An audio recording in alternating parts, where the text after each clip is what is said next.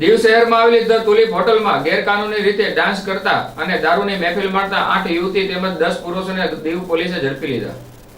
દીવની કારવા મસ્જિદ પાસે આવેલી હોટલ ધ તુલિપ પર સર્ચ ઓપરેશન હાથ ધરવામાં આવ્યું હતું।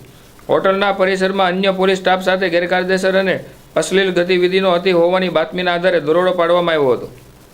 દરોડો દરમિયાન અધિકારીઓએ ઉશ્કેરણીજનક પોશાકના આધારે આશરે 8 મહિલાઓ સંડોવાયામાં ચાલુ અશ્લીલ નૃત્ય પ્રદર્શન શોધ કરી હતી, જેમાં એક ટ્રાન્સજેન્ડર વ્યક્તિ સાથે બધા મોટેથી ડીજે મ્યુઝિક સાથે પરફોર્મ કરી રહ્યા હતા।